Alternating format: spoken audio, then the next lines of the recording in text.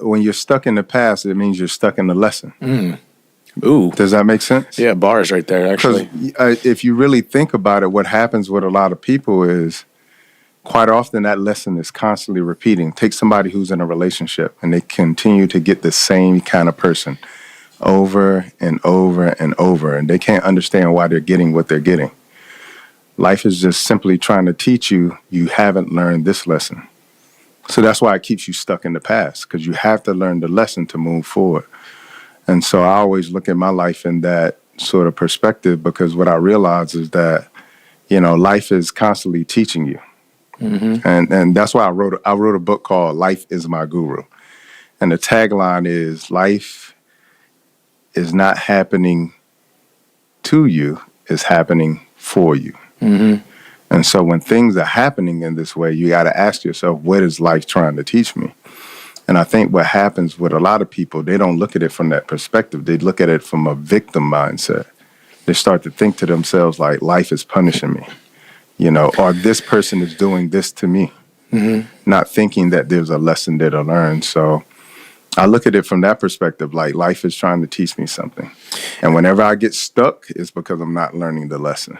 That makes sense. And then sometimes it's hard to find the lesson, you know what I mean? Like, sometimes you find those lessons later on, which I think is fine. And we have a process in our timeline. But one experience I had that I'm curious to see what you think about it. I had my experience when I was a kid losing my father. Then I had something recently without tapping into it. But I felt like I was able to immediately, maybe it was too obsessive with it. I feel like I saw the lesson while it was happening. Yeah. I don't know if that's a problem or something wrong with me. Like, obviously it's positive, but it was bizarre that in this chaotic, very traumatic experience that we were going through as a family, I was able to stay present while it was happening. And I feel like that was a weird place for me. Yeah. A very weird place for me. Yeah. As good as it was, I think. Yeah. You know what I mean? Yeah, I think that's a beautiful thing, because there's levels of consciousness, right?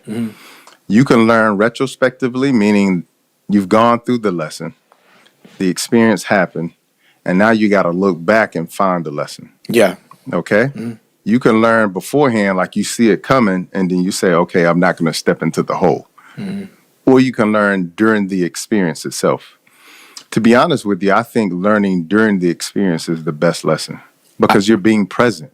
Yes, and that was a synonymous word. Sorry, I didn't mean to cut you off there. That was a synonymous word. While I was thinking about that, it wasn't me trying to focus on the lesson and what can I get out of this, or try to divert the horrible situation to find the lesson, but I simultaneously felt the most present I've ever felt in my life. Yeah. It's a very weird feeling, which is weird that's weird. That should be just the way we live. That should But be. the fact that it's weird is like twisting my mind up. You want to know why it's weird? Because we're used to being, I always tell people, life is like a play. And you can either be the actor on the stage or you can be in the audience. If you're on the stage, you can't break character. You understand? So when life is happening, you have to stay in character. Even if I'm watching, Hamlet. And this scene is about to come and I know exactly what's going to happen. I'm playing the character that is about to die, but I can't break character. I got to go through this. All right? And most people are living their lives exactly like that. Or you can be in the audience where you're a witness. You can be a witness to your life, where when something is happening, you're actually witnessing it happening. And that's what I think you were experiencing. You became a witness in the moment. So now you're fully conscious. You're not caught up in the emotions of it. Because once you get caught up in emotions, now you got to go wherever the emotions take you. If you're angry, guess what? You got to be angry. You got to act angry. You got to think angry. You got to help people believe that you're angry. You got to be the actor.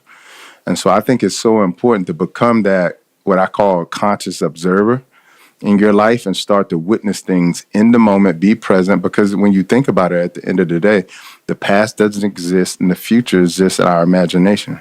The only time we really have is now. So the more present you can be, the more you can start to carve out those lessons in life and become that higher version of yourself. Yeah, we're just programmed, and I don't know how much of it's tribal from hundreds of, all this centuries of evolution. I don't know what it is, but when that present really is the sweet spot, because most of the time we're worrying about things that either happen, like you said, we're stuck in the past, worry about things that might happen that haven't happened.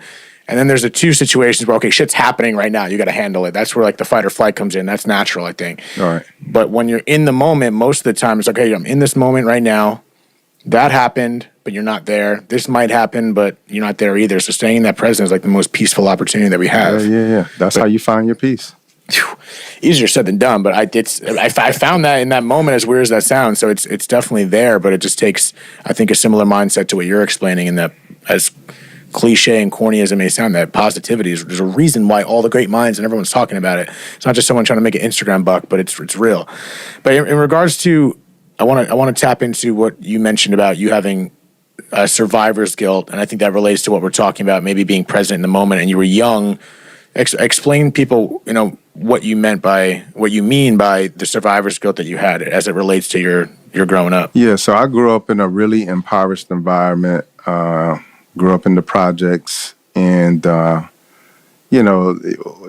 unfortunate thing about no matter where the ghetto is that frustrations spill out, and as a result, you get to experience not only the frustrations you have, but the frustrations that everybody around you has too. And so by the time I was 12 years old, I witnessed my best friend kill another friend with a bat. I had another friend who committed a double homicide and killed a couple, robbing a store. My cousin, who I was closest to, got killed in running away from the police. And so this is all by the time I'm 14 years old. And as I navigate through life and start to achieve some level of success, I have to look back and remember, everybody, you have a certain level of survivor's guilt. You think to yourself, like, I'm the last person left. Now, most people would celebrate that. But if you have a certain level of compassion for all the people that you left behind, and you didn't heal from all that trauma, because you got to think, if I'm a 13, 14-year-old kid who lost that many people, didn't go through therapy, and nobody asked, are you okay? Nobody, made any adjustments for me. I got to live with that. And the unfortunate thing about society today is most people, when they go in to do any type of therapy, they're thinking that they're having to heal the adult. You're not having to heal the adult. You're trying to heal that 13, 14-year-old version of yourself that experienced all that trauma. And so as I become an adult, I'm realizing that all of the impact of that trauma is still playing out in my adult life that happened when I was a kid. And part of that trauma was the survivor's guilt. I was thinking about who I was compared to who I am today, and thinking to myself, well, I could have been that person. Thinking to myself, the people who told me to go home when there was going to be a shootout, and they didn't make it out of that. So I'm constantly thinking about this all the time. And as a result, it's hard for me to move forward in life because I'm constantly thinking about the past. It's like we were just talking about. You either get stuck in the past or you get stuck in the future, and you can't be present. And so, it took a lot of healing to go through and do that unpacking, all of that unpacking of what happened. Because a lot of times when you look back, what you'll discover is the way you play out the scenario of what happened then and versus what actually happened, it will be different. Sometimes it could be magnified. Sometimes it could be dulled out, but it'll be different. And you have to go back and pull up the rug and sweep everything out from under the rug to discover and unpack what you truly need to heal. And so, that was a huge part of my healing, was just going back and rediscovering, looking at, peeling back all those old wounds, pulling back scars, pulling off scabs, and revisiting things that I never wanted to sort of revisit again. But what is that process exactly? I know you just broke it down a bit, but what does unpack mean to you? Is it literally just revert back to those times and try to recall the memories, or is it processing or redefining certain things that you felt or gone through? Yeah, for me, I can't say what it is for everybody, but for me, I was looking at parts of myself today that I wasn't in love with. Sometimes acting out in intolerance, sometimes, not allowing people to be close to me, not allowing myself to be close to others, and really doing the work to see where that came from. And when did that start? You know, because you can look back on your childhood and see a part of your childhood where this is a part of my childhood. Like I was super loving. Like I used to invite people over.